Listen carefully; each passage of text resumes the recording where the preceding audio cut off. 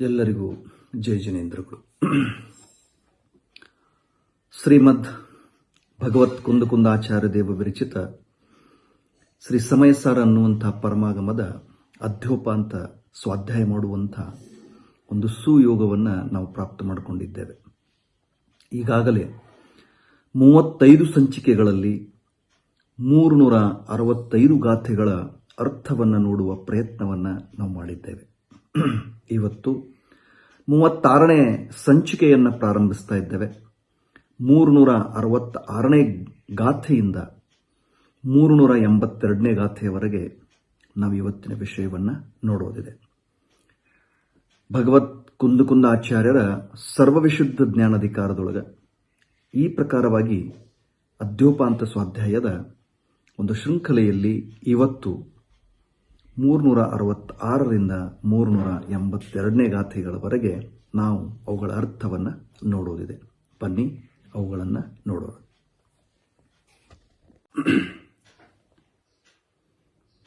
ಓಂ ನಮಃ ಸಿದ್ಧೇಭ್ಯಃ. ಓಂ ನಮಃ ಸಿದ್ಧೇಭ್ಯಃ. ಓಂ ನಮಃ ಸಿದ್ಧೇಭ್ಯಃ. ಓಂ ಶುದ್ಧಾತ್ಮನೇ ನಮಃ. ನಮೋ ಅರಿಹಂತಾನಂ, ನಮೋ ಸಿದ್ಧಾಣಂ, ನಮೋ ಆಯರಿಯಾಣಂ, ನಮೋ ಉವಜ್ಜಾಯಾಣಂ, ನಮೋ ಲೋಯೇ ಸವ್ವಸಾಹೂನಂ. ಓಂಕಾರಂ ಬಿಂದು ಸಂಯುಕ್ತಂ ನಿತ್ಯಂ ಧ್ಯಾಯಂತಿ ಯೋಗಿನಃ ಕಾಮದಂ ಮೋಕ್ಷದಂ ಚೈವ. ಓಂಕಾರಾಯ ನಮೋ ನಮಃ. ಅವಿರಲ ಶಬ್ದ ಘನೌಘ ಪ್ರಕ್ಷಾಲಿತ ಸಕಲ ಭೂತಲ ಕಲಂಕ ಮುನಿಭಿರೂಪಾಸಿತ ತೀರ್ಥ ಸರಸ್ವತಿ ಹರತು ನೋ ದುರಿತಾನ್. ಅಜ್ಞಾನತಿಮಿರಾಂಧಾನಾಂ ಜ್ಞಾನಾಂಜನ ಶಲಾಕಯ ಚಕ್ಷುರುಣಮೀಲಿತಂ ಏನ ತಸ್ಮೈ ಶ್ರೀ ಗುರವೇ ನಮಃ. ಶ್ರೀ ಪರಮಗುರವೇ ನಮಃ. ಪರಂಪರಾಚಾರ್ಯ ಗುರವೇ ನಮಃ. ಸಕಲ ಕಲುಷ ವಿಧ್ವಂಸಕಂ ಶ್ರೇಯಸಾಂ ಪರಿವರ್ಧಕಂ ಧರ್ಮ ಸಂಬಂಧಕಂ ಭವ್ಯ ಜೀವಮಣ ಪ್ರತಿಬೋಧಕಾರಕಂ ಪುಣ್ಯ ಪ್ರಕಾಶಕಂ ಪಾಪ ಪ್ರಣಾಶಕಂ ಇದಂ ಶಾಸ್ತ್ರಂ ಶ್ರೀ ಸಮಯಸಾರ ನಾಮಧೇಯಂ. ಅಸ್ಯ ಮೂಲ ಗ್ರಂಥಕರ್ತಾರಃ ಶ್ರೀ ಸರ್ವಜ್ಞದೇವ ಸ್ತದುತ್ತರ ಗ್ರಂಥಕರ್ತಾರಃ ಶ್ರೀ ಗಣಧರದೇವಾಃ.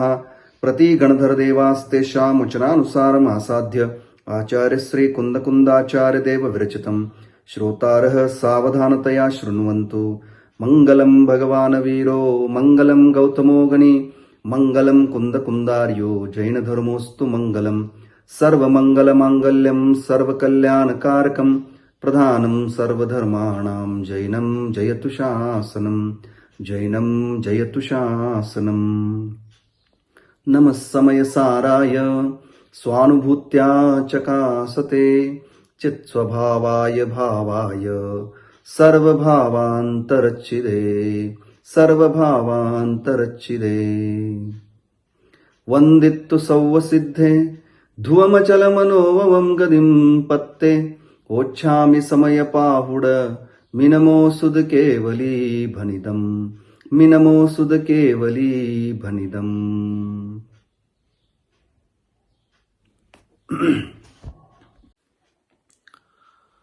35ನೇ ಸಂಚಿಕೆಯಲ್ಲಿ ನಾವೀಗಾಗಲೇ ಏನು ಮಾಡಿದ್ದೇವೆ ಅಂತಂದ್ರೆ, ಜ್ಞಾನ ಮತ್ತು ಜ್ಞೇಯಗಳು ಸರ್ವತಾ ಭಿನ್ನದವ.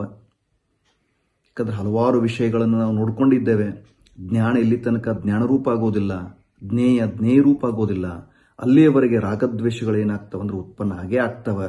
ಈ ಜ್ಞಾನ ಅಜ್ಞಾನ ಭಾವವನ್ನು ದೂರ ಮಾಡಿ ಜ್ಞಾನರೂಪ ಆಗಲಿ. ಜ್ಞಾನದೊಳಗೆ ಯಾವ ಭಾವ ಮತ್ತು ಅಭಾವ ರೂಪದ 2 ಅವಸ್ಥೆಗಳಾಗ್ತವ ಅವೆಲ್ಲವೂ ಕೂಡ ಏನಾಗಲಿ ಅಂದ್ರೆ ನಾಶ ಆಗಲಿ. ಮತ್ತು ಜ್ಞಾನ ಪೂರ್ಣ ಸ್ವಭಾವಕ್ಕೆ ಪ್ರಾಪ್ತ ಆಗಲಿ ಅನ್ನುವಂಥ ಹಿನ್ನೆಲೆಯಲ್ಲಿ ಹಿಂದಿನ ಗಾಥೆಗಳನ್ನು ನಾವೇನು ಮಾಡಿದ್ವಿ ನೋಡಿದ್ವಿ. ಇವತ್ತು ಜ್ಞಾನ ಮತ್ತು ಜ್ಞೇಯಗಳು ಸರ್ವಥಾ ಏನಿದ್ದಾವಂದ್ರೆ ಭಿನ್ನ ಭಿನ್ನ ಇದ್ದಾವ. ಆತ್ಮನ ದರ್ಶನ ಜ್ಞಾನ ಚಾರಿತ್ರ ಮೊದಲಾಗಿ ಯಾವ ಗುಣ ಪರದ್ರವ್ಯಗಳಲ್ಲಿ ಇಲ್ಲವೇ ಇಲ್ಲ, ಕೇವಲ ಆತ್ಮನೊಳಗಷ್ಟೇ ಇದ್ದಾವೆ. ಇದನ್ನು ತಿಳ್ಕೊಳ್ಳೋದ್ರ ಮೂಲಕ ಸಮ್ಯಕ್ ದೃಷ್ಟಿ ವಿಷಯಗಳ ಕುರಿತಾಗಿ ಯಾವುದೇ ಪ್ರಕಾರದ ರಾಗಭಾವವನ್ನು ಪ್ರೀತಿಯನ್ನು ಮಾಡಿಕೊಳ್ಳೋದಿಲ್ಲ. ಹೀಗಾಗಿ ರಾಗ ದ್ವೇಷ ಮೊದಲಾದವುಗಳು ಜಡ ಪದಾರ್ಥಗಳಲ್ಲಿಯೂ ಕೂಡ ಇಲ್ಲವೇ ಇಲ್ಲ. ಅವು ಜಡ ಪದಾರ್ಥದೊಳಗೂ ಆಗುವುದಿಲ್ಲ, ಆತ್ಮನೊಳಗೂ ಆಗಲಿಲ್ಲ, ಜಡ ಪದಾರ್ಥದೊಳಗೂ ಆಗಲಿಲ್ಲ. ಅವು ಕೇವಲ ಅಜ್ಞಾನವಸ್ಥೆಯೊಳಗೆ ಏನಾಗ್ತವಂದ್ರೆ ಪ್ರವರ್ತಮಾನ ಇರತಕ್ಕಂಥ ಜೀವನಿಗೆ ಆಗ್ತವ. ಮೋಹರಾಗ ದ್ವೇಷಗಳು ಇವು ಜಡದೊಳಗೂ ಇಲ್ಲ, ಜೀವದೊಳಗೂ ಇಲ್ಲ. ಹಾಗಾದ್ರೆ ಯಾವಾಗ ಆಗ್ತವ? ಯಾವಾಗ ಜೀವ ಅಜ್ಞಾನ ರೂಪದಿಂದ ಪ್ರವೃತ್ತಿ ಮಾಡ್ತಾನಲ್ಲ, ಅವಾಗ ಏನಾಗ್ತವ ಅಂತಂದ್ರೆ ಈ ರಾಗ ದ್ವೇಷ ಮೋಹಾದಿಗಳಾಗ್ತವ ಅನ್ನುವಂಥ ಮಾತುಗಳನ್ನ ಆ ಸಮಯದೊಳಗೆ ಅವು ಜೀವದ ಪರಿಣಾಮಗಳಿದಾವ ಅನ್ನುವಂಥ ಅರ್ಥವನ್ನು ಇಟ್ಕೊಂಡು ಮುಂದಿನ ಗಾಥೆಗಳನ್ನು ಹೇಳ್ತಾ ಇದ್ದಾರೆ. 366ರಿಂದ 371ರವರೆಗೆ 5 ಗಾಥೆಗಳನ್ನು ಏನು ಮಾಡ್ತಾ ಇದ್ದಾರೆ ಅಂತಂದ್ರೆ ಹೇಳ್ಕೊಡ್ತಾ ಇದ್ದಾರೆ. ಅವುಗಳನ್ನು ನಾವು ಏನು ಮಾಡೋಣ ಅಂತಂದ್ರೆ ಪಾಠ ಮಾಡಿ ಆಮೇಲೆ ಅವುಗಳ ಅರ್ಥವನ್ನು ಏನು ಮಾಡೋಣ ನೋಡೋಣ. ನೋಡಿ, ಗಾಥಾ ಪಾಠ ಮಾಡೋಣ. ದನ್ಸನ ನಾನ ಚರಿತ್ತಂ ಕಿಂಚಿ ವಿನತ್ತಿದು ಅಚೇದನೆ ವಿಸೇ ತಮ್ಹಾ ಕಿಂ ಘಾದಯದೆ ಛೇದಯಿದ ತೇಸು ವಿಸಯೇಸು. ದನ್ಸನ ನಾನ ಚರಿತ್ತಂ ಕಿಂಚಿ ವಿನತ್ತಿದು ಅಚೇದನೆ ಕಮ್ಮೆ ತಮ್ಹಾ ಕಿಂ ಘಾದಯದೆ ಛೇದಯಿದ ತಮ್ಹಿ ಕಮ್ಮಮ್ಮಿ. ಮುಂದೆ ದನ್ಸನ ನಾನ ಚರಿತ್ತಂ ಕಿಂಚಿ ವಿನತ್ತೀದು ಅಚೇದನೆ ಕಾಯೇ ತಮ್ಹಾ ಕಿಂ ಘಾದಯದೆ ಛೇದಯಿದ ತೇಸು ಕಾಯೇಸು. ನಾನಸ್ಸ ದನ್ಸನಸ್ಸಯ ಭನಿದೋ ಘಾದೋತಃ ಚರಿತ್ತಸ್ಸ ನ ವಿತೇಹಿಂ ಪುಗ್ಗಲದೌವಸ್ಸ ಕೋ ವಿಘಾದೋದು ನಿದ್ದಿಠೋ. ಜೀವಸ್ಯ ಜೇ ಗುಣಾಕೇಯಿ ನತ್ಥಿ ಖಲು ತೇ ಪರೇಸು ದೌವೇಸು ತಮ್ಹಾ ಸಮ್ಮಾದಿಠಿಸ್ಸ ನತ್ಥಿ ರಾಗೋದು ವಿಸಯೇಸು. ರಾಗೋ ದೋಸೋ ಮೋಹೋ ಜೀವಸ್ಸೇವಯ ಅನನ್ನ ಪರಿಣಾಮ ಏದೇನ ಕಾರಣೇನದು ಸದ್ದಾದಿಸು ನತ್ಥಿ ರಾಗಾದಿ. ನೋಡಿ, ಈ ಪ್ರಕಾರವಾಗಿದು ಪ್ರಾಕೃತದಲ್ಲಿ ನೋಡಿದ್ವಿ. ಕನ್ನಡದಲ್ಲಿ ನೋಡಿದ್ರೆ ಎಲ್ಲ ಅರ್ಥ ಆಗಿಬಿಡುತ್ತೆ ಈಸಿಯಾಗಿ. ನೋಡಿ, ಅಚೇತನ ವಿಷಯದಲ್ಲಿ ದರ್ಶನ ಜ್ಞಾನ ಚಾರಿತ್ರಗಳು ತಿಲ ಮಾತ್ರವಿಲ್ಲ. ಈ ಚೇತೈತನಾವಘಾತವ ಮಾಡುವನದರಿಂದ ವಿಷಯಗಳಲ್ಲಿ ಅಚೇತನ ಕರ್ಮಗಳಲ್ಲಿ ದರ್ಶನ ಜ್ಞಾನ ಚಾರಿತ್ರಗಳು ತಿಲ ಮಾತ್ರವಿಲ್ಲ. ಈ ಚೇತೈತನಾವಘಾತ ಮಾಡುವನದರಿಂದ ಕರ್ಮಗಳಲ್ಲಿ ಅಚೇತನ ಕಾಯಗಳಲ್ಲಿ ದರ್ಶನ ಜ್ಞಾನ ಚಾರಿತ್ರಗಳು ತಿಲ ಮಾತ್ರವಿಲ್ಲ. ಈ ಚೇತೈತನಾವಘಾತ ಮಾಡುವನದರಿಂದ ಕಾಯಗಳಲ್ಲಿ ಜ್ಞಾನದರ್ಶನವದರಂತೆ ಚಾರಿತ್ರದುಪಘಾತವನು ಪೇಳಿರುವುದು. ಇನ್ನಾವ ಪುದ್ಗಲ ದ್ರವ್ಯದುಪಘಾತವನಲ್ಲಿ ತಿಲ ಮಾತ್ರ ಹೇಳಿರುವುದಿಲ್ಲ. ಯಾವ ಜೀವದ ಕೆಲವು ಗುಣಗಳಿವೆಯವು ನಿಜದಿ ಪರದ್ರವ್ಯದಲ್ಲಿಲ್ಲ. ಈ ವಿಧದಿ ಸಮ್ಯಕ್ ದೃಷ್ಟಿಗೆ ವಿಷಯಗಳ ಕುರಿತಾದ ರಾಗವಿರುವುದಿಲ್ಲ. ರಾಗದ್ವೇಷ ಮೇನ್ಮೋಹಗಳು ಜೀವದನನ್ಯ ಪರಿಣಾಮಗಳಾಗಿಹವು. ರಾಗಾದಿಗಳೀ ಕಾರಣದಿಂದ ಶಬ್ದಾದಿ ವಿಷಯಗಳಲ್ಲಿರುವುದಿಲ್ಲ. ನೋಡಿ, 366ರಿಂದ 371 ಗಾಥೆಗಳು. ಈ ಗಾಥೆಗಳಲ್ಲಿ ಅವುಗಳ ಪಾಠ ಮಾಡಿದ್ದೇವೆ, ಅವುಗಳ ಕನ್ನಡ ಅನುವಾದವನ್ನು ನೋಡಿದ್ದೇವೆ. ಈಗ ಅದರ ಅರ್ಥ ಏನಿದೆ, ಬಹಳ ಸಿಂಪಲ್ ಆಗಿರ್ತಕ್ಕಂಥದ್ದಿದೆ. ಅರ್ಥವನ್ನು ನೋಡಿಬಿಡೋಣ. ನೋಡಿ, ಗಾಥಾರ್ಥದೊಳಗೆ ಹೇಳ್ತಾರೆ 366ರಿಂದ 371. ದನ್ಸನ ನಾನ ಚರಿತಂ ಅಂದ್ರೆ ದರ್ಶನ ಜ್ಞಾನ ಚರಿತ್ರ ಇವು ಚಾರಿತ್ರ ಇವು ಅಚೇತನೆ ವಿಷಯೇ ದು ಅಚೇತನ ವಿಷಯದಲ್ಲಿ ಕಿಂಚಿವಿ ನಥಿ ಸ್ವಲ್ಪ ಮಾತ್ರ ಕೂಡ ಇಲ್ಲ. ದರ್ಶನ ಜ್ಞಾನ ಚಾರಿತ್ರ ಇವೇನದಾವಲ್ಲ ಅಚೇತನ ವಿಷಯಗಳಲ್ಲಿ ಸ್ವಲ್ಪ ಮಾತ್ರನೂ ಕೂಡ ಇಲ್ಲ. Okay, done. ಆದ್ದರಿಂದ ಛೇದಯಿದ ತಮ್ಮ ಛೇದಯಿದ ಆದ್ದರಿಂದ ಆತ್ಮನು ತೇಸು ವಿಷಯೇಸು ಆ ವಿಷಯಗಳಲ್ಲಿ ಕಿಂ ಘಾದಯದೆ ಏನ್ ಘಾತ್ ಮಾಡ್ಲಿಕ್ಕೆ ಸಾಧ್ಯದ? ಏನನ್ನಾದ್ರೂ ಘಾತ್ ಮಾಡಬಹುದೇನು? ಇಲ್ಲವೇ ಇಲ್ಲ. ಆಯ್ತಾ? ಇದು 366ನೇ ಗಾಥೆ. 67ರಲ್ಲಿ ಏನ್ ಹೇಳಿದ್ರು? ದನ್ಸನನಾನ ಚರಿತಂ ದರ್ಶನ ಜ್ಞಾನ ಚಾರಿತ್ರ ಇವು ಅಚೇತನ ಕರ್ಮದಲ್ಲಿ ಸ್ವಲ್ಪ ಮಾತ್ರನೂ ಕೂಡ ಇಲ್ಲ. ಅಚೇತನ ವಿಷಯದೊಳಗೆ ತಗೊಂಡಿದ್ರು, ಇಲ್ಲಿ ಅಚೇತನ ಕರ್ಮದೊಳಗೆ ತಗೊಂಡ್ರು, ಸ್ವಲ್ಪ ಮಾತ್ರನೂ ಇಲ್ಲ. ಆದ್ದರಿಂದ ತಮ್ಮ ಛೇದಯಿದ ಆತ್ಮನು ಕಮ್ಮಮ್ಮಿ ತಮ್ಮಿ ಕಮ್ಮಮ್ಮಿ ಆ ಕರ್ಮದಲ್ಲಿ ಕಿಂ ಘಾದಯದೆ ಏನ್ ಘಾತ್ ಮಾಡ್ಲಿಕ್ಕೆ ಸಾಧ್ಯದ? ಏನೂ ಘಾತ ಮಾಡೋ ಸಾಧ್ಯತೆ ಇಲ್ಲ. ವಿಷಯಗಳಲ್ಲಿ ಏನ್ ಮಾಡ್ಲಿಕ್ಕೆ ಬರ್ತದ? ಏನು ಮಾಡ್ಲಿಕ್ಕೆ ಬರೋದಿಲ್ಲ. ತಿಳಿತಾ? ಕರ್ಮಗಳಲ್ಲಿ ಏನ್ರ ಮಾಡ್ಲಿಕ್ಕೆ ಬರ್ತದೇನು? ಏನು ಮಾಡ್ಲಿಕ್ಕೆ ಬರೋದಿಲ್ಲ. ಯಾಕಂದ್ರೆ ಇವು ಚೇತನ ಇದ್ದಾನ, ಅವು ಅಚೇತನ ಇದ್ದಾವ. ಅದೇ ರೀತಿ ದರ್ಶನ ಜ್ಞಾನ ಚಾರಿತ್ರ ಇವು ಅಚೇತನ ರೂಪದ ಕಾಯದೊಳಗೆ ಏನ್ರ ಮಾಡಬಹುದೇನು? ಅಚೇತನ ಕಾಯದಲ್ಲಿ ಸ್ವಲ್ಪ ಮಾತ್ರನೂ ಕೂಡ ಚೇತನ ಪರಿಣತಿ ಇಲ್ಲ. ಅಂದ್ರೆ ದರ್ಶನ ಜ್ಞಾನ ಚಾರಿತ್ರವು ಇಲ್ಲವೇ ಇಲ್ವಾ? ಅಂದ ಬೆಳಕ ದರ್ಶನನಾನ ಚರಿತಂ ಅಚೇತನೇ ಕಾಯದು ದರ್ಶನ ಜ್ಞಾನ ಚಾರಿತ್ರ ಇವು ಅಚೇತನವಾದಂಥ ಕಾಯದೊಳಗ ಕಿಂಚವಿನತ್ತಿ ಸ್ವಲ್ಪನೂ ಇಲ್ಲ. ಆದ್ದರಿಂದ ಛೇದಯಿದ ಆತ್ಮನು ತೇಸು ಕಾಯೇಸು ಆ ಶರೀರಗಳಲ್ಲಿ ಕಿಂ ಘಾದಯದೆ ಏನ್ ಘಾತ್ ಮಾಡ್ಲಿಕ್ಕೆ ಸಾಧ್ಯದಪ್ಪ? ಶರೀರದೊಳಗ ದರ್ಶನ ಜ್ಞಾನ ಚಾರಿತ್ರ ರೂಪದ ಪ್ರವೃತ್ತಿನೇ ಇಲ್ಲ, ಸ್ವಲ್ಪ ಮಾತ್ರನೂ ಇಲ್ಲ. ಅದರಿಂದ ಅತ್ಯಂತ ಭಿನ್ನದ ಅಂದ ಬಳಕ ಈ ಶರೀರದೊಳಗೆ ಆತ್ಮ ಏನ್ ಮಾಡ್ಲಿಕ್ಕೆ ಸಾಧ್ಯದ? ಏನೂ ಮಾಡ್ಲಿಕ್ಕೆ ಸಾಧ್ಯ ಇಲ್ಲ. ನೋಡಿ, ಕುಂದ್ರು ಈ ಮಾತನ್ನ ಎಷ್ಟು ಸ್ಪಷ್ಟವಾಗಿ ನಮಗೆ ತಿಳಿಸಿಕೊಡ್ತಾ ಇದ್ದಾರೆ. ಏನೂ ಮಾಡ್ಲಿಕ್ಕೆ ಸಾಧ್ಯ ಇಲ್ಲ, ಆದ್ರೂ ಮಾಡ್ಬೇಕನ್ನುವಂತ ಕೌತುಕದೊಳಗೆ ನಾವೇನಾಗಿದ್ದೀವಿ? ಇಡೀ ಜೀವನವನ್ನೇ ಏನ್ ಮಾಡ್ಕೊಳ್ತಾ ಇದ್ದೀವಿ ಅಂದ್ರೆ ನಾಶ ಮಾಡ್ಕೊಳ್ತಾ ಇದ್ದೀವಿ. ಮುಂದೆ ನೋಡಿ, ಮುಂದಿನ ಗಾಥೆಯೊಳಗೆ ಹೇಳ್ತಾರೆ, ಜ್ಞಾನಸ್ಸ ದನ್ಸನಸ್ಸಯ ತಹ ಚರಿತಸ್ಸ ಜ್ಞಾನದ ದರ್ಶನದ ಮತ್ತು ಚಾರಿತ್ರದ ಘಾದೋಭಣಿದೋ ಘಾತವನ್ನು ಹೇಳಿದೆ. ತಹಿಂ ಅಲ್ಲಿ ಪೊಗ್ಗಲದವ್ವಸ್ಸ ಪುದ್ಗಲ ದ್ರವ್ಯದ ಘಾತವು ಕೋವಿ ಸ್ವಲ್ಪ ಮಾತ್ರವೂ ನವಿ ನಿದ್ದಿಟ್ಟೋ ಹೇಳೇ ಇಲ್ಲ. ದರ್ಶನ ಜ್ಞಾನ ಚಾರಿತ್ರದ ಘಾತವನ್ನ ಹೇಳಿದಾರ, ಆದ್ರೆ ಪುದ್ಗಲ ದ್ರವ್ಯದ ಘಾತವನ್ನ ಸ್ವಲ್ಪನೂ ಕೂಡ ಎಲ್ಲಿಯೂ ಏನ್ ಮಾಡಿಲ್ಲ ಅಂದ್ರೆ ಹೇಳಿಲ್ಲ. ಅಂದ್ರ ದರ್ಶನ ಜ್ಞಾನ ಚಾರಿತ್ರಗಳ ಘಾತವಾದ ಮೇಲೆ ಪುದ್ಗಲದ ಘಾತ ಆಗೋದಿಲ್ಲ. ತಿಳಿತಾ? ಆ ಪ್ರಕಾರ ಅದನ್ನು ಎಲ್ಲಿಯೂ ಕೂಡ ಏನ್ ಮಾಡಿಲ್ಲ ಅಂದ್ರೆ ಹೇಳೇ ಇಲ್ಲ. ಮುಂದಿನ ಗಾಥೆ ಈ ಪ್ರಕಾರ JKE ಯಾವ ಕೆಲವು ಜೀವಸ್ಸ ಗುಣ ಯಾವ ಕೆಲವು ಜೀವದ ಗುಣಗಳಿದೇವಲ್ಲ ಇದಾವಲ್ಲ ತೇ ಖಲು ಅವು ನಿಜವಾಗಿ ಪರೇಸುದವ್ವೇಸು ಯಾವ ಆತ್ಮನ ಕೆಲವು ಗುಣಗಳಿದ್ದಾವ ಆ ಗುಣಗಳೇನಿಲ್ಲ ಅಂದ್ರೆ ಪರದ್ರವ್ಯಗಳಲ್ಲಿ ಇಲ್ಲ. ಅವು ಆತ್ಮನಲ್ಲಿ ಮಾತ್ರ ಇದಾವ. ಅವು ವಿಶೇಷ ಗುಣ, ಅಸಾಧಾರಣ ಗುಣ. ಅವು ಕೇವಲ ಸ್ವದ್ರವ್ಯದೊಳಗೆ ಅಷ್ಟೇ ಇರ್ತಾವ. ಆ ಗುಣಗಳು ಇನ್ನೊಂದು ದ್ರವ್ಯದೊಳಗೆ ಇಲ್ವೇ ಇಲ್ಲ. ತಮ್ಮ ಆದ್ದರಿಂದ ಸಮ್ಮಾದಿಟ್ಟಿಸ್ಸ ಅದಕ್ಕೆ ಸಮ್ಯಕ್ ದೃಷ್ಟಿಗೆ ವಿಷಯೇಸು ವಿಷಯಗಳ ಕುರಿತ ರಾಗ ಆಗೋದಿಲ್ಲ. ಯಾವುದೇ ಪ್ರಕಾರದ ರಾಗ ವಿಷಯಗಳ ಕುರಿತಾಗಿ ಸಮ್ಯಕ್ ದೃಷ್ಟಿಗೆ ಇರೋದನೇ ಇಲ್ಲ. ನೋ. ಯಾಕಂದ್ರೆ ಇದು ಭಾವಿದೆ ಅಲ್ಲ.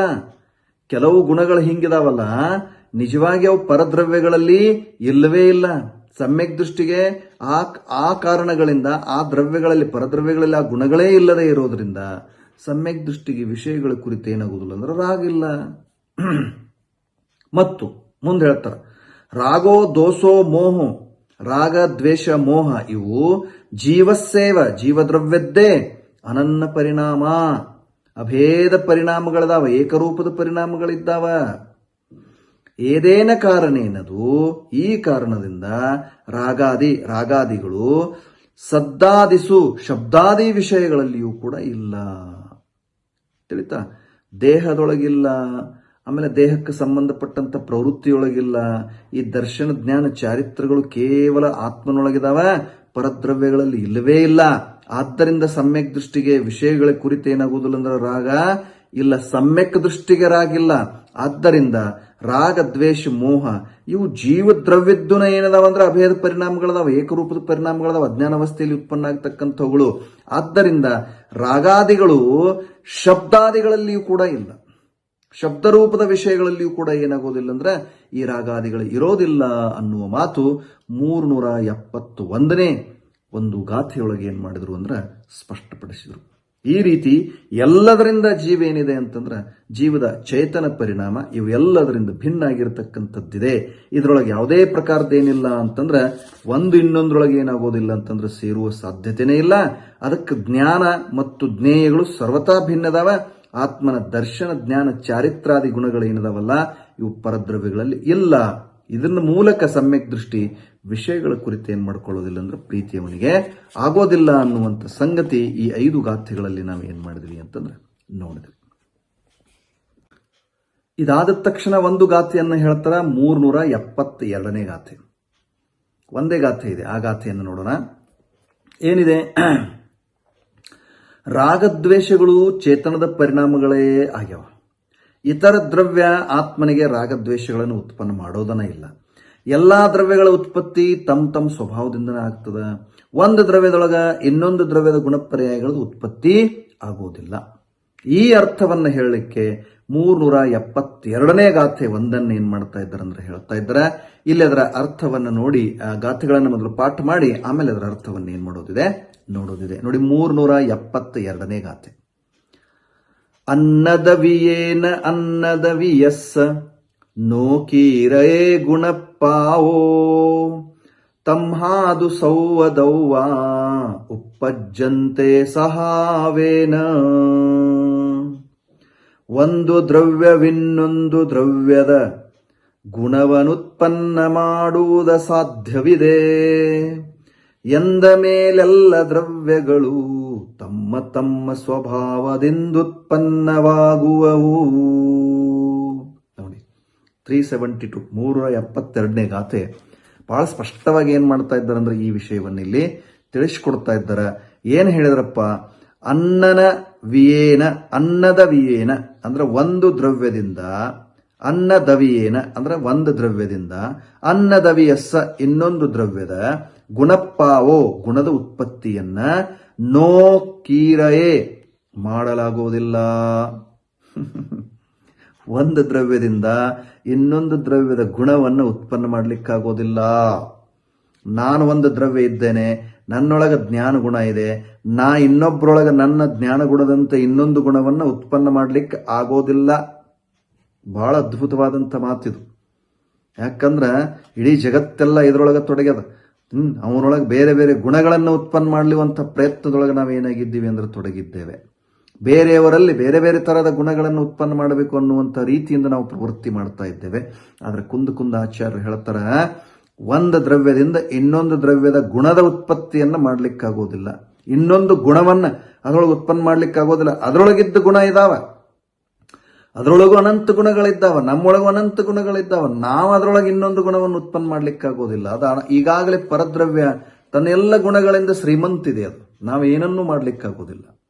ಇದರಿಂದ ಎಲ್ಲ ದ್ರವ್ಯಗಳು ಸೌವದವ್ವ ಸಹಾವೇನ ಉಪ್ಪಜ್ಜಂತೆ, ಎಲ್ಲಾ ದ್ರವ್ಯಗಳು ತಮ್ಮ ತಮ್ಮ ಸ್ವಭಾವದಿಂದ ಏನಾಗ್ತಾವಂದ್ರೆ ಉತ್ಪನ್ನ ಆಗ್ತಾವ. ಇದು ಸಿದ್ಧಾಂತಿದೆ. ತಮ್ಮ ತಮ್ಮ ಸ್ವಭಾವ ಭೂತದಿಂದನ ಸ್ವಭಾವ ಸಹಿತವಾಗಿನ ಎಲ್ಲ ದ್ರವ್ಯಗಳು ಏನಾಗ್ತಾವಂದ್ರೆ ಉತ್ಪನ್ನ ಆಗ್ತವ, ಸ್ವಭಾವದಿಂದನ ಉತ್ಪನ್ನ ಆಗುವಂಥದ್ದಿದೆ. ಹೀಗಾಗಿ ಒಂದು ಗುಣವನ್ನ ಒಂದು ದ್ರವ್ಯ ಇನ್ನೊಂದು ದ್ರವ್ಯದೊಳಗೆ ಆ ಗುಣವನ್ನು ಉತ್ಪನ್ನ ಮಾಡಲಿಕ್ಕೆ ಆಗೋದಿಲ್ಲ. ಅದು ಸ್ವಯಂ ಏನಿದೆ ಅಂದ್ರೆ ಸಿದ್ಧಿದೆ, ಸ್ವಯಂ ತನ್ನ ಗುಣಗಳಿಂದ ಯುಕ್ತಿದೆ, ಸ್ವಭಾವದಿಂದ ಅದೇನಾಗಿದೆ ಅಂದ್ರೆ ಉತ್ಪನ್ನ ಆಗಿರ್ತಕ್ಕಂಥದ್ದಿದೆ. ಇದು ಸಿದ್ಧಾಂತ, ಇದು ಸಿದ್ಧಾಂತ ಆಯಿತು. ತಿಳಿತಾ? ಪರದ್ರವ್ಯಗಳು ಜೀವನಿಗೆ ರಾಗಾದಿಗಳನ್ನು ಉತ್ಪನ್ನ ಮಾಡ್ತವೆ ಅನ್ನುವಂಥ ಸಂದೇಹವನ್ನು ಪುನಃ ತರಬಾರದು. ಯಾಕಂದ್ರೆ ಒಂದು ದ್ರವ್ಯದೊಳಗೆ ಇನ್ನೊಂದು ದ್ರವ್ಯದ ಗುಣಗಳನ್ನು ಉತ್ಪತ್ತಿ ಮಾಡುವ ಯೋಗ್ಯತೆ ಇಲ್ಲ. ಅದಕ್ಕೆ ಪುದ್ಗಲ ದ್ರವ್ಯ ನನ್ನೊಳಗೆ ರಾಗವನ್ನು ಉತ್ಪನ್ನ ಮಾಡಿತು, ಅಥವಾ ಅವರೇ ನನಗೆ ಈ ರೀತಿಯಾದಂಥ ಭಾವನೆಗಳನ್ನು ಉತ್ಪನ್ನ ಮಾಡ್ಲಿಕ್ಕೆ ಕಾರಣ ಆದ್ರು, ಅವರಿಂದನೇ ಹಿಂಗಾಯ್ತು, ಇದು ಇಲ್ಲವೇ ಇಲ್ಲ. ಇದು ಆಗೋ ಸಾಧ್ಯತೆನೇ ಇಲ್ಲ. ತಿಳಿತಾ? ಯಾಕಂದ್ರೆ ಎಲ್ಲಾ ದ್ರವ್ಯಗಳ ಉತ್ಪಾದ ಸ್ವಭಾವದಿಂದ ಆಗ್ತದ ಅನ್ನುವಂಥ ಮಾತನ್ನ ದೃಷ್ಟಾಂತಪೂರ್ವಕವಾಗಿ ಕೂಡ ನಾವಿಲ್ಲಿ 372ನೇ ಗಾಥೆಗೆ ಸಂಬಂಧಪಟ್ಟ ಹಾಗೆ ನೋಡಬಹುದು. ಮೃತ್ತಿಕೆಯು ಕೊಡದ ಭಾವದಿಂದ ಉತ್ಪನ್ನ ಆಗ್ತಾ ಕುಂಭಕಾರನ ಸ್ವಭಾವದಿಂದ ಉತ್ಪನ್ನ ಆಗ್ತದೆಯೋ ಅಥವಾ ಮೃತ್ತಿಕೆಯ ಸ್ವಭಾವದಿಂದಲೋ? ಒಂದು ಗಡಿಗೆ ಉದಾಹರಣೆಯನ್ನು ಕೊಡ್ಲಿಕ್ಕತ್ತ. ಮಣ್ಣಿನ ಕೊಡದ ಭಾವರೂಪದಿಂದ ಉತ್ಪನ್ನ ಆಗ್ತಕ್ಕಂಥ ಕುಂಭಕಾರನ ಸ್ವಭಾವದಿಂದ ಅದು ಉತ್ಪನ್ನ ಆಯ್ತೋ ಅಥವಾ ಮೃತ್ತಿಕೆಯ ಸ್ವಭಾವದಿಂದೋ ಅಂಥೇಳಿ ಒಂದು ಪ್ರಶ್ನೆ ಇದೆ. ಒಂದು ವೇಳೆ ಕುಂಭಕಾರನ ಸ್ವಭಾವದಿಂದ ಉತ್ಪನ್ನ ಆಗ್ತಿತ್ತು ಅಂದ್ರೆ ಯಾವುದ್ರೊಳಗ ಕೊಡವನ್ನ ಮಾಡುವ ಅಹಂಕಾರದಿಂದ ತುಂಬಿ ಹೋದಂತ ಪುರುಷನ ಉಪಸ್ಥಿತನಿದ್ದ ಮತ್ತು ಯಾವನ ಕೈಗಳು ಅಂದ್ರೆ ಕೊಡ ಮಾಡ್ತಕ್ಕಂಥ ವ್ಯವಸಾಯ ಮಾಡ್ತಾವಲ್ಲ ಅಂತಹ ಪುರುಷನ ಶರೀರಾಕಾರದ ಕೊಡವಾಗಬೇಕಾಗಿತ್ತು. ತಿಳಿತಾ? ಎರಡು ಆಪ್ಷನ್ಗಳನ್ನು ಹೇಳಿದ್ರು. ಏನೇನು ಹೇಳಿದ್ರು? ಒಂದು ವೇಳೆ ಕುಂಭಕಾರನ ಸ್ವಭಾವದಿಂದಲೇ ಉತ್ಪನ್ನ ಆಗ್ತಿತ್ತು ಅಂದ್ರ ಯಾವುದ್ರೊಳಗ ಕೊಡವನ್ನ ಮಾಡಬೇಕು ಅನ್ನುವಂತ ಅಹಂಕಾರದಿಂದ ತುಂಬಿ ಹೋಗಿರತಕ್ಕಂಥ ಪುರುಷ ಉಪಸ್ಥಿತಿ ಇದ್ದಾನಲ್ಲ ಮತ್ತು ಯಾರ ಕೈಗಳು ಕೆಲಸ ಮಾಡ್ಲಿಕ್ಕೆ ಆ ಕೊಡವನ್ನ ಮಾಡ್ಲಿಕ್ಕೆ ತೊಡಗಿದವಲ್ಲ ಅಂತ ಪುರುಷನ ಶರೀರದ ಆಕಾರ ರೂಪದಿಂದ ಏನಾಗಬೇಕಾಗಿತ್ತು ಅಂದ್ರೆ ಕೊಡ ಆಗಬೇಕಾಗಿತ್ತು. ಆದ್ರೆ ಹಂಗಂತೂ ಆಗೋದಿಲ್ಲ. ಯಾಕ? ಇತರ ದ್ರವ್ಯದ ಸ್ವಭಾವದಿಂದ ಯಾವುದೇ ದ್ರವ್ಯದ ಪರಿಣಾಮದ ಉತ್ಪತ್ತಿ ಕಂಡು ಬರೋದಿಲ್ಲ. ನಮ್ಮ ಕೈಗಳಿಂದ ಮಣ್ಣಿನ ಕೊಡ ಆಗ್ಲಿಕ್ಕತ್ತದ ಅನ್ನೋದಿಲ್ಲ, ಮಣ್ಣಿನಿಂದ ಮಣ್ಣಿನ ಕೊಡ ಆಗ್ಲಿಕ್ಕತ್ತದ.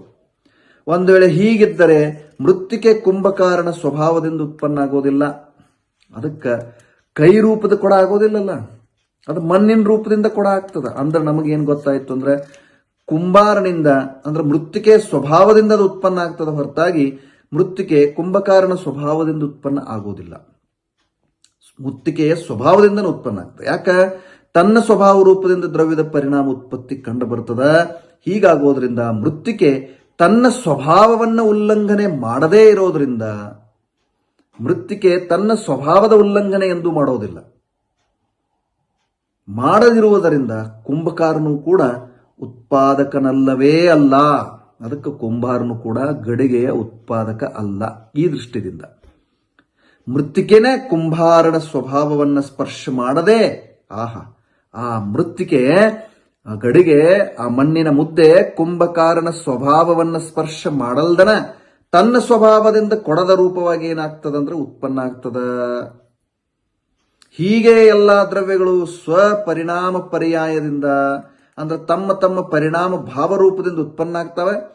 ನಿಮಿತ್ತಿಭೂತವಾಗಿ ಇತರ ದ್ರವ್ಯಗಳು ಸ್ವಭಾವದಿಂದ ಉತ್ಪನ್ನ ಆಗ್ತವೆಯೋ ಅಥವಾ ತಮ್ಮ ಒಂದು ಸ್ವಭಾವದಿಂದ ಉತ್ಪನ್ನ ಆಗ್ತಾವೋ ಅನ್ನುವಂಥದ್ದನ್ನು ವಿಚಾರ ಮಾಡಿದಾಗ ಒಂದು ವೇಳೆ ನಿಮಿತ್ತಭೂತವಾಗಿರತಕ್ಕಂಥ ದ್ರವ್ಯಗಳ ಸ್ವಭಾವದಿಂದ ಉತ್ಪನ್ನ ಆಗ್ತಿದ್ದು ಅಂದ್ರೆ ಅವುಗಳ ಪರಿಣಾಮ ನಿಮಿತ್ತಭೂತವಾದಂಥ ಇತರ ದ್ರವ್ಯಗಳದ್ದ ಆಕಾರದ್ದಾಗಬೇಕು. ಆದ್ರೆ ಹಂಗಾಗೋದಿಲ್ಲ. ಅಂದ್ರ ಬೇರೆ ದ್ರವ್ಯದ ಸ್ವಭಾವ ರೂಪದಿಂದ ಯಾವ ದ್ರವ್ಯದ ಪರಿಣಾಮದ ಉತ್ಪತ್ತಿಯೂ ಕೂಡ ಕಂಡು ಬರೋದಿಲ್ಲ. ಯಾವಾಗ ಈ ರೀತಿ ಇದೆ ಅಂದ ಮೇಲೆ ಎಲ್ಲಾ ದ್ರವ್ಯಗಳು ನಿಮಿತ್ತಭೂತವಾಗಿ ಇತರ ದ್ರವ್ಯಗಳ ಸ್ವಭಾವದಿಂದ ಉತ್ಪನ್ನ ಆಗೋದಿಲ್ಲ. ಆದ್ರೆ ತಮ್ಮ ತಮ್ಮ ಸ್ವಭಾವದಿಂದ ಉತ್ಪನ್ನ ಆಗ್ತಾವ. ಯಾಕಂದ್ರ ದ್ರವ್ಯ ತನ್ನ ಸ್ವಭಾವದಿಂದ ದ್ರವ್ಯದ ಪರಿಣಾಮದ ಉತ್ಪತ್ತಿ ಕಂಡು ಬರ್ತದ. ಹೀಗಿರೋದ್ರಿಂದ ದ್ರವ್ಯದ ತನ್ನ ಸ್ವಭಾವದಿಂದ ತನ್ನ ದ್ರವ್ಯದ ಪರಿಣಾಮ ಉತ್ಪತ್ತಿ ಆಗ್ತಾ ಇರೋದು ನಮಗೆ ಕಂಡು ಬರ್ತದ ಹೊರತಾಗಿ ಬೇರೆ ದ್ರವ್ಯದಿಂದ ಇಲ್ಲ. ಅದಕ್ಕಾಗಿ ಎಲ್ಲಾ ದ್ರವ್ಯಗಳು ತಮ್ಮ ತಮ್ಮ ಸ್ವಭಾವವನ್ನು ಉಲ್ಲಂಘನೆ ಮಾಡುವುದಿಲ್ಲ. ನಿಮಿತ್ತಭೂತವಾದಂತಹ ಅನ್ಯ ದ್ರವ್ಯ ಅಂದ್ರೆ ಎಲ್ಲಾ ದ್ರವ್ಯಗಳು ಪರಿಣಾಮಗಳ ಉತ್ಪಾದಕ ಇಲ್ಲವೇ ಇಲ್ಲ. ನನ್ನೊಳಗೆ ಉತ್ಪನ್ನ ಆಗತಕ್ಕಂಥ ಪರಿಣಾಮಗಳು ನನ್ನಿಂದನೇ ಆಗ್ತವೆ. ಬೇರೆ ದ್ರವ್ಯಗಳು ಆ ಪರಿಣಾಮಗಳ ಉತ್ಪಾದಕ ಅಲ್ಲ. ಎಲ್ಲಾ ದ್ರವ್ಯಗಳು ನಿಮಿತ್ತಭೂತವಾಗಿರತಕ್ಕಂಥ ಅನ್ಯ ದ್ರವ್ಯದ ಸ್ವಭಾವವನ್ನು ಸ್ಪರ್ಶ ಮಾಡಲ್ದನ ತಮ್ಮ ಸ್ವಭಾವದಿಂದ ತಮ್ಮ ಪರಿಣಾಮ ರೂಪದಿಂದ ಏನಾಗ್ತಾವಂದ್ರೆ ಉತ್ಪನ್ನ ಆಗ್ತವ ಅನ್ನುವಂಥ ಮಾತು ಇಲ್ಲಿ ಬಹಳ ಸ್ಪಷ್ಟವಾಗಿ ಏನ್ ಮಾಡಿದ್ರು ಅಂತಂದ್ರೆ ಕುಂದಾಚಾರ್ಯರ ಗಾಥೆಗಳಲ್ಲಿ ಅಮೃತಚಂದ್ರಾಚಾರ್ಯರ ಕಲಶಗಳಲ್ಲಿ ನಾವು ಏನ್ ಮಾಡ್ತೀವಿ ಅಂತಂದ್ರೆ ನೋಡ್ತೇವೆ.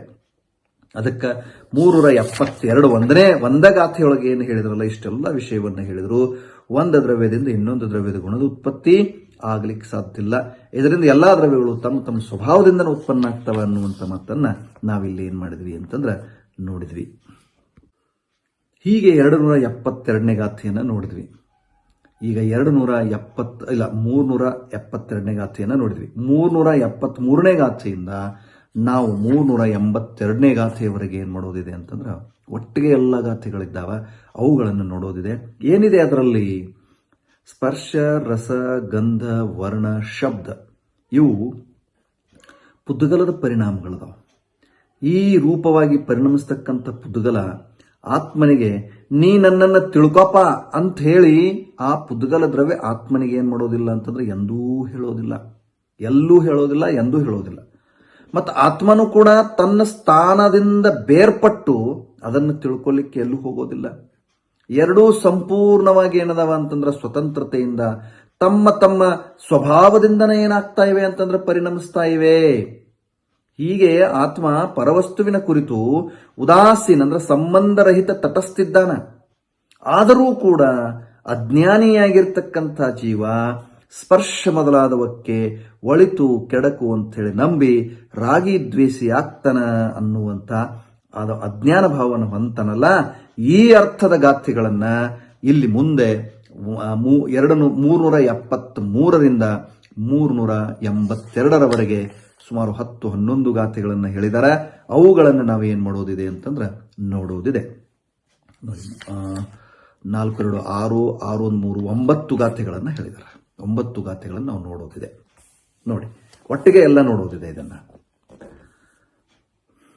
ನಿಂದಿದ ಸಂತುದ ವಯನಾನಿ ಪೊಗ್ಗಲ ಪರಿಣಮಂತಿ ಬಹುಗಾನಿ ತಾನೀ ಸುನಿದೂನ ರೂಸದಿ ತೂಸದಿಯ ಪುನೋ ಅಹಂ ಭನಿದೋ ಪೊಗ್ಗಲ ದೌವಂ ಸದ್ದ ಪರಿಣದಂ ತಸ್ಸ ಜದಿ ಗುಣೋ ಅನ್ನೋ ತಂಹಾನ ತುಮಂ ಭನಿದೋ ಕಿಂಚಿವಿ ಕಿಂ ರೂಸಸೀಯ ಬುದ್ಧೋ ಅಸುಹೋ ಸುಹೋವ ಶುದ್ಧೋ ನ ತಂಭನದಿ ಸುನಸುಮಂತಿ ಸೋಚೇವ ನಯೇದಿ ವಿನಿಗ್ಗಹಿದುಂ ಸೋದ ವಿಷಯಮಾಗದಂ ಸದ್ಧಂ ಅಸುಹಂ ಸುಹಂ ವರುವಂ ನ ತಂಭನದಿ ಪೆಚ್ಚಮಂ ತಿ ಸೊಚೇವ ನಯೇದಿ ವಿನಿಗ್ಗಹಿದುಂ ಚಕ್ಕು ವಿಷಯಮಾಗದಂ ರೂವಂ ಅಸುಹೋ ಸುಹೋವ ಗಂಧೋ ನ ತಂಭನದಿ ಜಿಗ್ಘಮಂ ತಿ ಸೊಚೇವ ನಯೇದಿ ವಿನಿಗ್ಗಹಿದುಂ ಘಾನ ವಿಷಯಮಾಗದಂ ಗಂಧಂ ಅಸುಹೋ ಸುಹೋವ ರಸೋನ ತಂಭನದಿ ರಸಯಮಂ ತಿ ಸೋಚೇವ ನಯ ಏದಿ ವಿನಿಗ್ಗಹಿದುಂ ರಸನ ವಿಷಯಮಾಗದಂ ತುರಸಂ ಅಸುಹೋ ಸುಹೋವ ಘಾಸೋ ಅಸುಹೋ ಸುಹೋವ ಫಾಸೋ ನ ತಂಭನದಿ ಫಸಸು ಮಂತಿ ಸೋಚೇವ ನಯ ಏದಿ ವಿನಿಗ್ಗಹಿದುಂ ಕಾಯ ವಿಷಯಮಾಗದಂ ಫಾಸಂ ಅಸುಹೋ ಸುಹೋವ ಗುಣೋನ ತಂಭನದಿ ಬುಜ್ಜಮಂ ತೀಸೋಚೇವ ನಯೇದಿ ವಿನಿಗ್ಗಹಿದುಂ ಬುದ್ಧಿ ವಿಷಯಮಾಗದಂ ತುಗುಣಂ ಅಸುಹಂ ಸುಹಂ ವದವ್ವಂ ನ ತಂಭನದಿ ಬುಜ್ಜಮಂ ತೀಸೋಚೇವ ನಯ ಏದಿ ವಿನಿಗ್ಗಹಿದುಂ ಬುದ್ಧಿ ವಿಷಯಮಾಗದಂ ದೌವಂ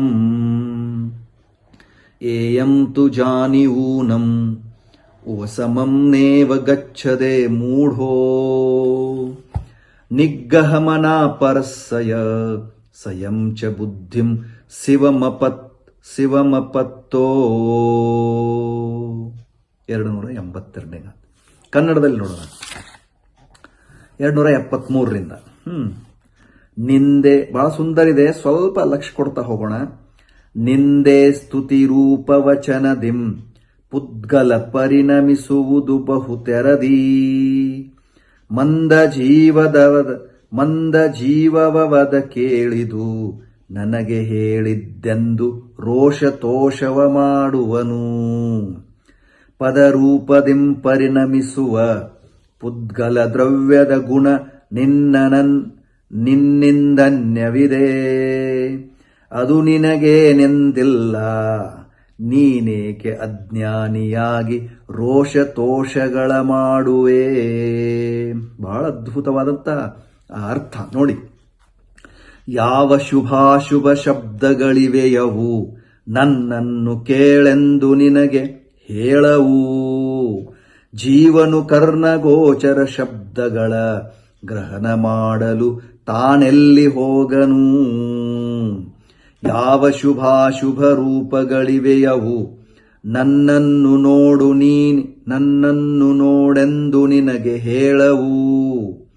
ಜೀವನು ಚಕ್ಷುಗೋಚರ ರೂಪಗಳ ಗ್ರಹಣ ಮಾಡಲು ತಾನೆಲ್ಲಿ ಹೋಗನು. ಯಾವ ಶುಭಾಶುಭ ಗಂಧಗಳಿವೆಯವು ನನ್ನನ್ನು ಮೂಸೆಂದು ನಿನಗೆ ಹೇಳವು. ಜೀವನು ಘ್ರಾಣ ಗೋಚರ ಗಂಧಗಳ ಗ್ರಹಣ ಮಾಡಲು ತಾನೆಲ್ಲಿ ಹೋಗನು. ಯಾವ ಶುಭಾಶುಭ ರಸಗಳಿವೆಯವು ನನ್ನನ್ನು ನೆಕ್ಕೆಂದು ನಿನಗೆ ಹೇಳವು.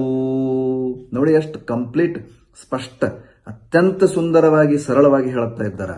ಜೀವನು ರಸಗೋಚರ ಸ್ವಾದಗಳ ಗ್ರಹಣ ಮಾಡಲು ತಾನೆಲ್ಲಿ ಹೋಗನು.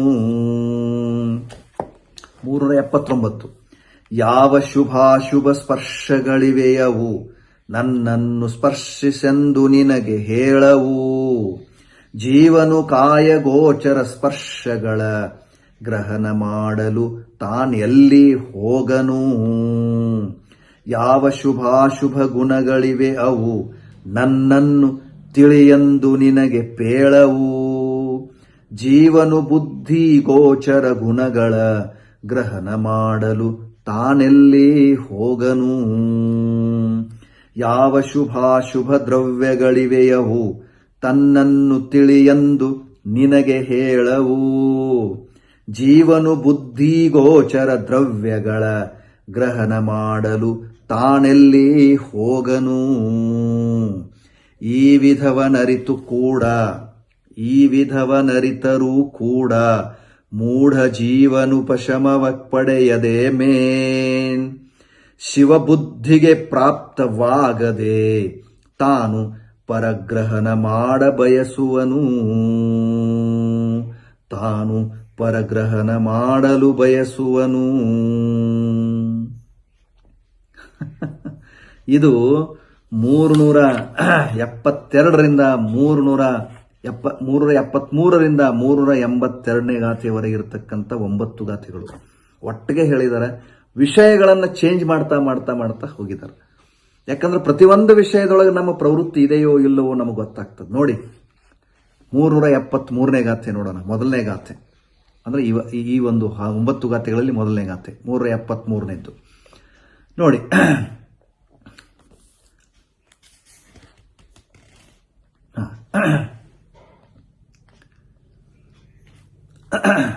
ಬಹುಗಾನಿ ಹಲವು ಪ್ರಕಾರದ ನಿಂದಿದ ಸುಂಥದ ವಯನಾನಿ ನಿಂದೆಯ ಪ್ರಶಂಸೆಯ ವಚನಗಳ ರೂಪದಲ್ಲಿ, ಹಲವು ಪ್ರಕಾರದಿಂದ ನಿಂದೆ ಪ್ರಶಂಸೆಗಳ ವಚನ ರೂಪದಲ್ಲಿ ಪೊಗ್ಗಲ ಪುದ್ಗಲಗಳು ಪರಿಣಮಿಸ್ತವ. ಹೌದಾ? ನಿಂದೆ ಸ್ತುತಿ ರೂಪದ ವಚನಗಳ ರೂಪದೊಳಗ ಪುದ್ಗಲದ ಪರಿಣಾಮ ನಡೆದತ್. ಓಕೆ.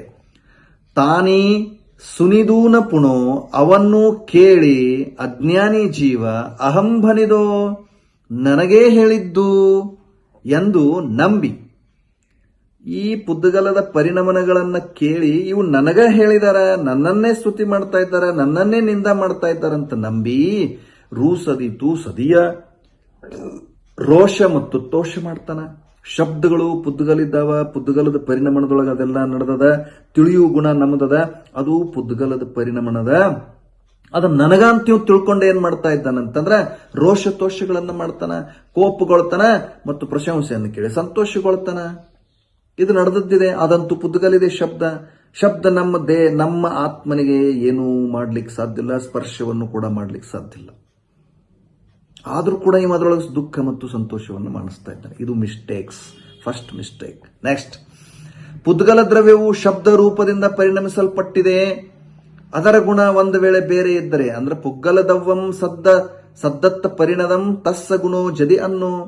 ಪುದ್ಗಲ ದ್ರವ್ಯ ಶಬ್ದ ರೂಪದಿಂದ ಪರಿಣಮಿಸಲ್ಪಟ್ಟೈತೆ, ಅದರ ಗುಣ ಒಂದು ವೇಳೆ ನನ್ನಿಂದ ಬೇರೆ ಇದ್ದರೆ, ಜದಿ ಅನ್ನೋ ಒಂದು ವೇಳೆ ಬೇರೆ ಇತ್ತಪ್ಪ ಅಂದ್ರ, ತಮ್ಮ ಎಲೆ ಅಜ್ಞಾನಿ ಜೀವನೇ, ಎಲೆ ಅಜ್ಞಾನಿ ಜೀವನೇ, ತುಮಂನ ಕಿಂಚವಿ ಭಣಿದೋ, ಅದು ನಿನಗೆ ಏನನ್ನೂ ಹೇಳಲಿಲ್ಲ.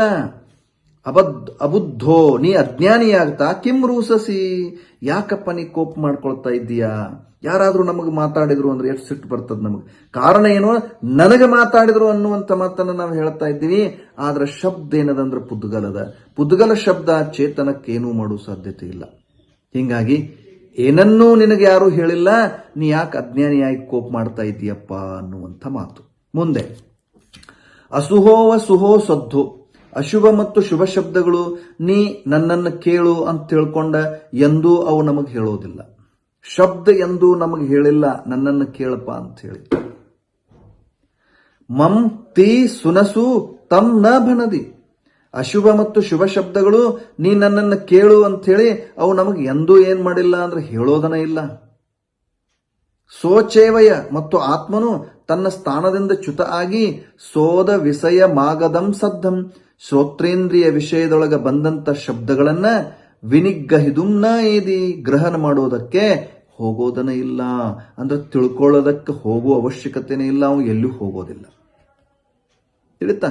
ಶುಭಾಶುಭ ಶಬ್ದಗಳ ಎಂದೂ ಏನ್ ಮಾಡೋದಿಲ್ಲ ಅಂತಂದ್ರೆ ನನ್ನನ್ನ ಕೇಳು ಅಂತ ಹೇಳಿ ನಮಗೆ ಎಂದೂ ಏನ್ ಮಾಡೋದಿಲ್ಲ ಅಂದ್ರೆ ಹೇಳೋದಿಲ್ಲ. ಆತ್ಮನು ಕೂಡ ತನ್ನ ಸ್ಥಾನದಿಂದ ಚ್ಯುತಾಗಿ ಅವುಗಳನ್ನು ಗ್ರಹಣ ಮಾಡ್ಲಿಕ್ಕೆ ಹೋಗೋದಿಲ್ಲ. ಮುಂದೆ ಅಸುಹಂ ವ ಸುಹಂ ರೂವಂ, ಅಶುಭ ಮತ್ತು ಶುಭ ರೂಪಗಳು ನೀ ನನ್ನನ್ನು ನೋಡು ಅಂದ್ರೆ ಚಕ್ಷುರಿಂದ್ರಿಗೆ ಸಂಬಂಧಪಟ್ಟದ್ದು, ಕರ್ಣೇಂದ್ರಿಗೆ ಕೇಳಿದ್ರು ಚಕ್ಷುರಿಂದ್ರಿಗೆ ಸಂಬಂಧಪಟ್ಟದ್ದು. ಶುಭ ರೂಪ ಇರ್ಲಿ ಅಶುಭ ರೂಪ ಇರ್ಲಿ ಎಂದೂ ಅವು ನಮಗೇನ್ ಮಾಡಿಲ್ಲ, ನೀ ನನ್ನ ನೋಡಪ್ಪ ಅಂತ ಹೇಳೋದೇ ಇಲ್ಲ. ಸೋಚೇವಯ, ಮತ್ತು ಆತ್ಮನು ತನ್ನ ಸ್ಥಾನದಿಂದ ಚಕ್ಷು ವಿಷಯ ಮಾಗದಂ, ಚಕ್ಷುರಿಂದ್ರಿಯ ವಿಷಯದೊಳಗೆ ಬಂದಂತ ರೂವಂ ರೂಪಗಳನ್ನ ವಿನಿಗ್ರಹಿದುಂನ ಏದಿ, ಗ್ರಹಣ ಮಾಡ್ಲಿಕ್ಕೆ ಎಲ್ಲೂ ಹೋಗುವ ಅವಶ್ಯಕತೆ ಇಲ್ಲ, ಹೋಗೋದನ ಇಲ್ಲ. ತಿಳಿತಾ? ಆತ್ಮ ಎಲ್ಲದರಿಂದ ಭಿನ್ನದನ. ಎಲ್ಲ ಜಡರೂಪದ ಪ್ರವೃತ್ತಿಗಳಿದ್ದಾವ. ಇವು ಎಲ್ಲವುಗಳನ್ನ ಏನ್ ಮಾಡ್ತಾ ಇದ್ದಾನಂದ್ರೆ ನೋಡ್ತಾ ಇದ್ದಾನೆ. ತನ್ನ ಸ್ಥಾನದಿಂದ ಚ್ಯುತಾಗಿ ಏನ್ ಮಾಡೋದಿಲ್ಲ ಅಂತಂದ್ರೆ ಅವುಗಳ ರೂಪವನ್ನು ಗ್ರಹಣ ಮಾಡ್ಲಿಕ್ಕೆ ಹೋಗೋದಿಲ್ಲ. ಅಂದ್ರೆ ತನ್ನ ಸ್ಥಾನದಿಂದ ಚ್ಯುತ ಅಂದ್ರೆ ಆತ್ಮ ಸ್ವಭಾವವನ್ನ ಬಿಟ್ಟು ಆತ್ಮ ಎಂದೂ ಹೋಗೋದಿಲ್ಲ. ಅವುಗಳನ್ನ ತಿಳಿಲಿಕ್ಕೆ, ನೋಡ್ಲಿಕ್ಕೆ, ಕೇಳಲಿಕ್ಕೆ. ತಿಳಿತಾ? ಮುಂದೆ ಅಸುಹೋವ ಸುಹೋ ಗಂಧೋ, ಶುಭ ರೂಪದ ಗಂಧ ಇರ್ಲಿ ಅಶುಭ ರೂಪದ ಗಂಧ ಇರ್ಲಿ ನೀ ನನ್ನನ್ನು ವಾಸನೆ ತಗೊಳಪ್ಪ, ಮೂಸು ವಾಸನೆ ತಗೋ ಅಂತೆಂದೂ ಏನ್ ಮಾಡೋದಿಲ್ಲ. ತಮ್ ನ ಭಣದಿ, ನಮಗೆಂದೂ ಅವು ಏನ್ ಮಾಡಿಲ್ಲ ಅಂದ್ರೆ ಹೇಳಿಲ್ಲ, ಹೇಳೋದನು ಇಲ್ಲ.